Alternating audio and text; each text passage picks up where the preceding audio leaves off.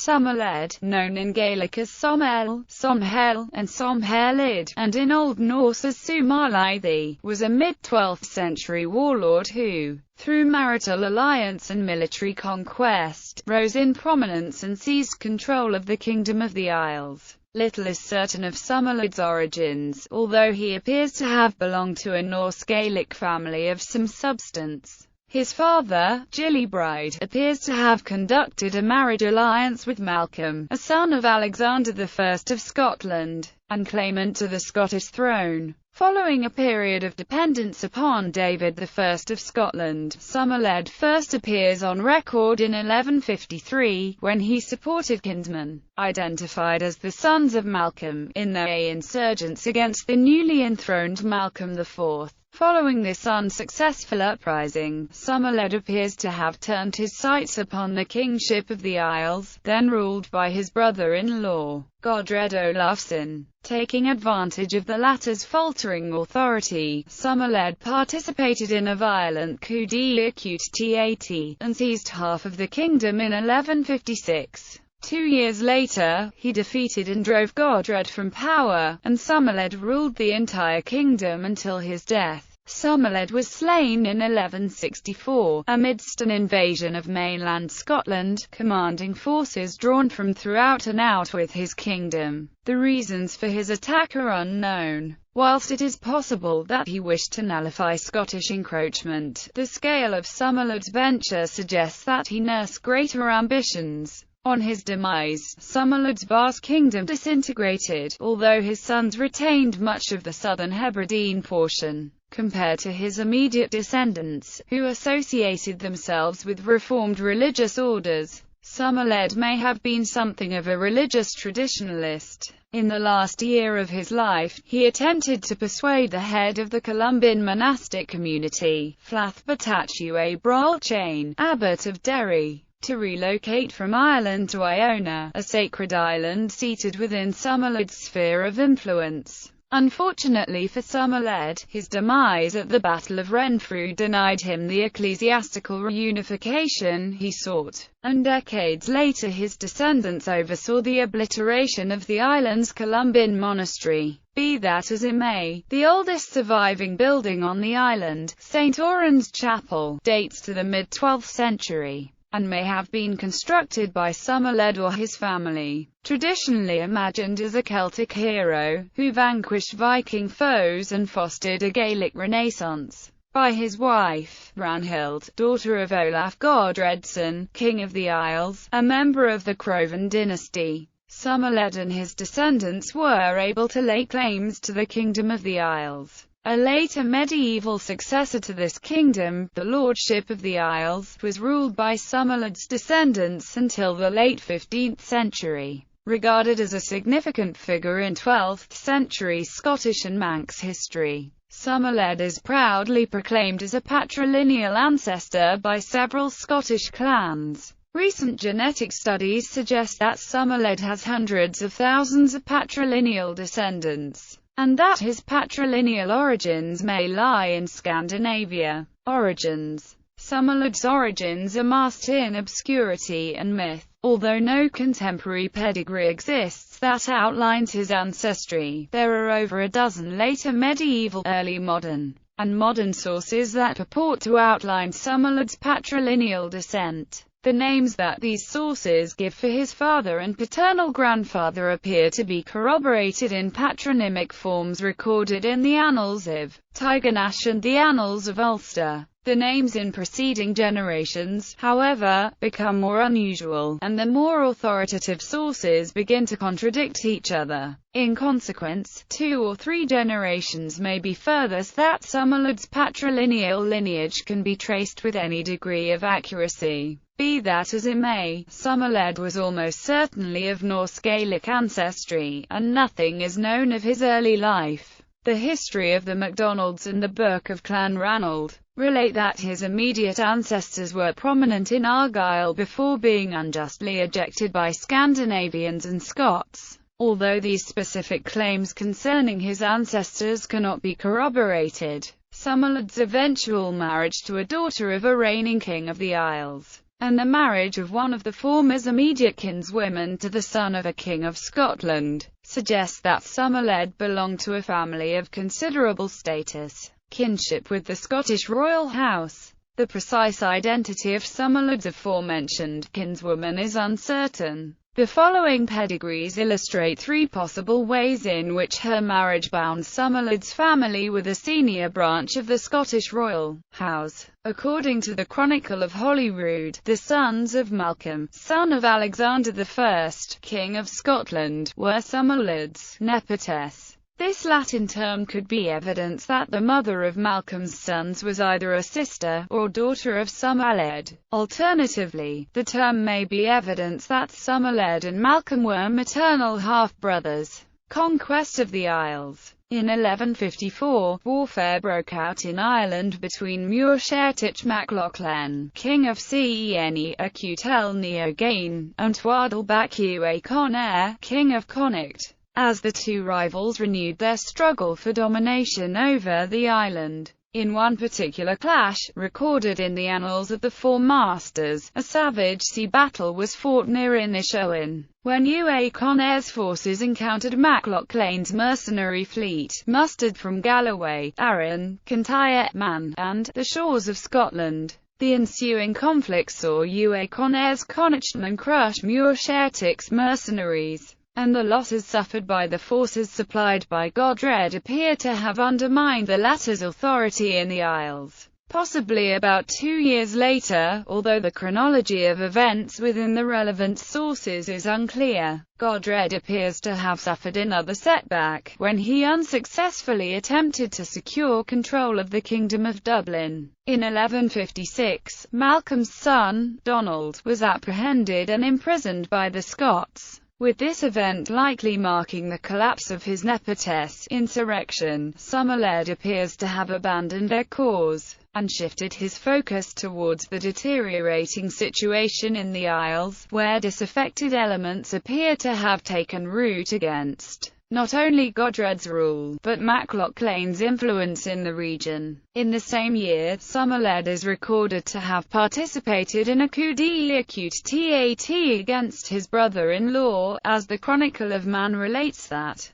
Thorfinn Ottarsson, one of the leading men of the Isles, produced Somerled's son, Dugald, as a replacement to Godred's rule. As a grandson of Olaf, and the son of a man of with the enterprise and power to confront MacLachlan, Dugald was evidently favoured by a significant number of leading Islesmen. Disillusioned with Godred's rule, Somerled, therefore, appears to have taken full advantage of the situation in order to secure his eldest son a share in the kingdom. Be that as it may, Somerled's stratagem does not appear to have received unanimous support, since the Chronicle relates that, as Dugald was conducted throughout the Isles, the leading Islesmen were made to render pledges and surrender hostages unto him. Following an inclusive but bloody sea battle possibly fought off Man in the following January, the Chronicle records that Somerled and Godred divided the kingdom between themselves. According to the history of the MacDonalds, Somerled had previously aided Godred's father in military operations against the ancient Danes north of Arden and Mercon, together with its claim that Olaf had also campaigned on North Uist. This source may be evidence that the partitioning of the Isles between Godred and Somerled can be viewed in the context of Somerled taking back territories that he had helped secure into Olaf's kingdom. In fact, there is reason to suspect that portions of the Isles had previously fallen under the influence of the Earls of Orkney, before being reclaimed by the Kings of Isles during this period. At about the time of the partitioning of the Isles, Malcolm IV was reconciled with Malcolm Machath, and restored the latter as Earl of Ross, an investiture which may have been a consequence of Somerled's threatening territorial expansion. Following the partitioning, Somerled and Godred appear to have agreed to a truce. However, about 2 years later in 1158, the Chronicle records that Somerled launched a second assault upon Godred, and drove him from the kingdom altogether. From this date until his death, Somerled ruled the entire Kingdom of the Isles, and may well have exerted some degree of influence into Galloway. In fact, the Chronicle of Melrose and the Chronicle of Holyrood record that Malcolm IV launched military operations into Galloway in about 1160,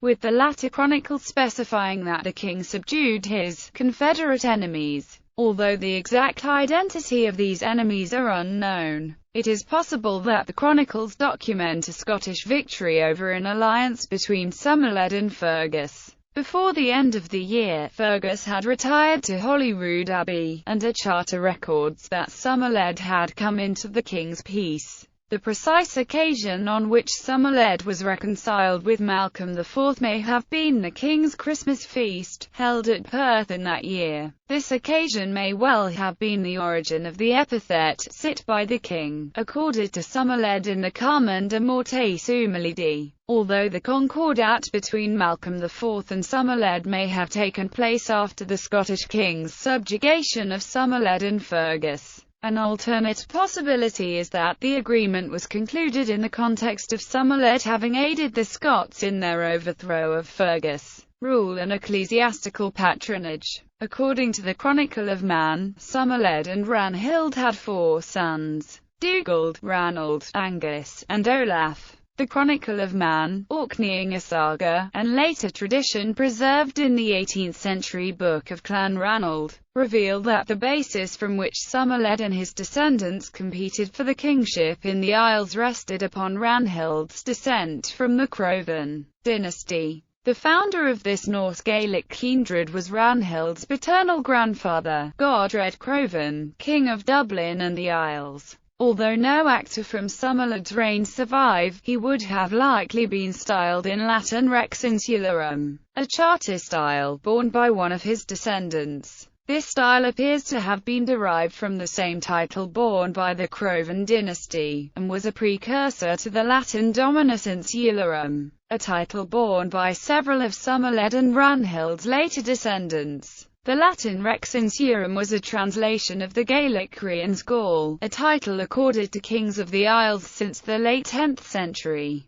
A record illustrating the zenith of Somerled's military might is preserved within the Annals of Ulster. The pertaining annal entry, which outlines his final foray, states that Somerled commanded forces drawn from Argyll, Kintyre, the Isles, and Dublin. It is not improbable that this massive host also included men from Galloway, Moray, and Orkney. From about 1160 to 1164, Somerled disappears from the historical record, and little is known of his activities. In 1164, the Annals of Ulster reveal that he attempted to persuade Flathbotatu a Bralchain, abbot of Derry, to relocate to Iona. As head of the Columban monastic community, a network of religious houses once centered on Iona, Bralchain's removal to the island would have placed the community's leadership within the heart of Somerled's sphere of influence. Although Somerled's stratagem was met with significant opposition, particularly from MacLachlan, Bralchain's secular overlord, the proposed move suggests that Somerled nursed ambitions outwith the Isles in Northern Ireland. In fact, these ambitions came to nothing with his death later that year. Compared to his immediate descendants, who associated themselves with reformed monastic orders from the continent, Somerled appears have been something a religious traditionalist. His attempt to restore the Columban leadership to Iona starkly contrasted the actions of his descendants, who oversaw the obliteration of the island's Columban monastery, and founded a Benedictine monastery in its place. Either Somerled or Ranald could have founded Saddle Abbey, a rather small Cistercian house, situated in the traditional heartland of Somerled's later descendants. This, now ruinous monastery, is the only Cistercian house known to have been founded in the West Highlands. Surviving evidence from the monastery itself suggests that Ranald was likely the founder. However, evidence that Somerled was the founder may be preserved in a 13th-century French list of Cistercian houses which names a certain Scondale, under the year 1160. One possibility is that, while Somerled may have begun the planning a Cistercian house at Adel, it was actually Ranald who provided it with its first endowments. However, Somerled's 1164 attempt to relocate the Columban leadership to Iona, during an era when Cistercians were already established in the Isles, may be evidence that he found newer Reformed orders of continental Christianity unpalatable. Furthermore, the ecclesiastical patronage of his immediate descendants revealed that they were not averse to such orders, which may suggest that Ranald was indeed the monastery's founder. Although 19th-century tradition claimed that Somerled was buried at the abbey, he is more likely to have been laid to rest on Iona, as claimed in 17th-century tradition. The oldest intact building on the island is St. Torrens Chapel. Certain Irish influences in its architecture indicate that it dates to about the mid-12th century. The building was used as a mortuary house by later descendants of Somerled's son Ranald, and it is possible that either Ranald or Somerled were responsible for its erection. Death. In 1164, Somerled lost his life in a sea-borne invasion of Scotland, which culminated in the disastrous Battle of Renfrew, fought near Renfrew, against forces led by Herbert, Bishop of Glasgow, and Baldwin of Biggar, Sheriff of Lanark. The invasion itself appears to have been well planned. The Chronicle of Melrose describes Somerled's invasion force as vast, and the Chronicle of Mann numbers it at 160 ships. Although the accuracy of such a precise count is contentious given the propensity of medieval chroniclers to exaggerate their figures. Both these chronicles record that his forces made landfall at Renfrew, where they engaged the Scots, suffering innumerable casualties at the hands of a much smaller force. According to the Carmen de Morte Sumerledi, although Somerled's forces were vastly superior to those he encountered, he fell in the outset of battle against a hastily gathered force of local levies led by the aforementioned bishop. Although later tradition, preserved in the history of the MacDonalds and the Book of Clan Ranald, maintained that Somerled fell by treachery, contemporary sources indicate that he more likely fell in battle. In fact, the Carmen de Morte Sumerledi, authored by an eyewitness, records that Somerled was wounded by thrown spear and cut down by the sword, and states that a priest severed his head and delivered it into the bishop's hands. Several sources also state that a son of Somerled was slain in the battle, with the Annals of Tigernach identifying him as Gillibride. It is uncertain why Somerled launched his attack upon the Scots. The early 1160s saw a period of Scottish consolidation in the maritime region between the Lennox and Cowal, and along the eastern coast of the Firth of Clyde towards Galloway. David may well have begun the enfeoffment and settlement of this coastal district decades earlier, in order to counter the seaborne threat that the rulers of Argyll posed during the dynastic challenges of the 1130s. By the 1160s, some of the greatest Scottish magnates had taken root in the region, and it is not impossible that some of them may have begun to extend their influence into southern Argyll and the islands of the Clyde. The catalyst for Somerled's invasion, therefore, may have been the encroachment of Scottish influence into his own sphere of hegemony. In fact, the target of his invasion appears to have been Renfrew, the centre of the family of Walter FitzAlan, Steward of Scotland, and Somerled's forces may well have engaged those of Walter, possibly even led by the steward himself. The precise chronology of Walter's westward expansion is unknown for certain, but he and Somerled likely had conflicting ambitions in the region, although Somerled may have sought to eliminate or reduce this perceived threat. The massive scale of his seaborne assault suggests that he may have nursed even greater ambitions. With an increasingly ill, and possibly incapacitated king upon the Scottish throne, the real motivation behind Somerled's last operation may well have been sheer opportunism. Aftermath. In the wake of Somerled's demise, his once vast sea kingdom fragmented as various would-be successors vied for dominance. although Dugald may have been able to hold on to the kingship for a short while. Before the end of the year, the Chronicle of Mann records that his maternal uncle, Ranvald Olafsson,